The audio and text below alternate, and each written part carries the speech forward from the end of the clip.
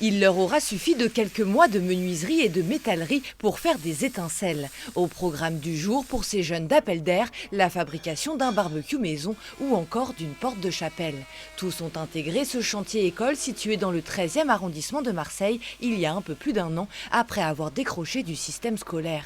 Grâce à Appelder, ils ont construit des tables, des objets ou encore un ULM et surtout, ils ont trouvé un lieu accueillant et bienveillant qui leur permet d'avancer. À la base, j'avais fait un peu de menuiserie au lycée.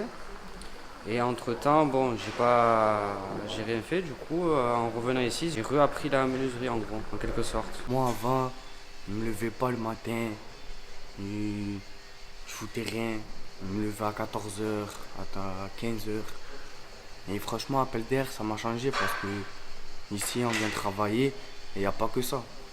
Ici, on est une équipe. Ouais, c'est quoi? On est comme une deuxième famille. On vit ensemble, on mange ensemble, toute la journée ensemble, toute la semaine on est ensemble. Et franchement, ça fait du bien.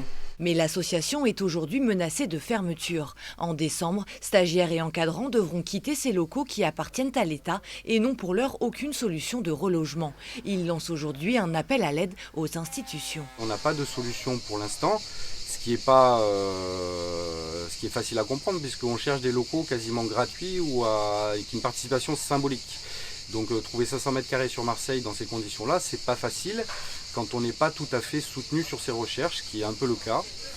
Et par ailleurs, on n'arrive pas trop à comprendre le positionnement du conseil régional qui nous met dans une situation délicate où on est déjà très préoccupé par cette histoire de logement, d'en chercher un autre, trouver une solution là-dessus.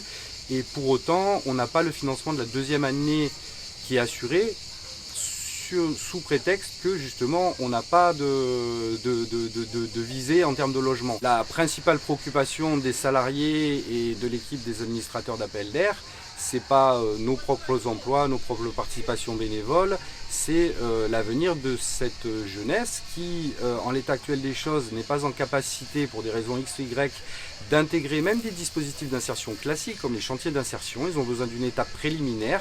Nous représentons une étape préliminaire pertinente. Sans celle-là, il n'y en a pas beaucoup sur Marseille qui pourront les préparer à ça. Donc ça veut dire que ces jeunes se retrouveront sur le banc. Une inquiétude partagée par les stagiaires eux-mêmes. Beaucoup de jeunes, quand ils arrivent ici, sont un peu en difficulté. Du coup, en venant ici, ça les remet sur le droit chemin. Et ça serait dommage qu'ils ferment, parce que ça empêcherait aux jeunes d'avancer, de se former, d'avoir un boulot par la suite. Ici, on nous apprend plein de choses. Et c'est pas comme les autres formations. Ici, ils sont vraiment là pour vous aider. Ils font le maximum qu'ils peuvent pour qu'on s'en sorte dans notre vie. Et franchement, j'aimerais pas que ça ferme. Appelder, j'aimerais pas que ça ferme. Et on fera tout pour pas que ça ferme. En 20 ans d'existence, Appelder a accueilli près de 1000 jeunes qui ont réalisé des dizaines de projets. Le chantier école espère trouver très rapidement des locaux et obtenir le soutien financier de la région pour le second semestre 2020 pour continuer de donner un nouveau souffle à ces jeunes.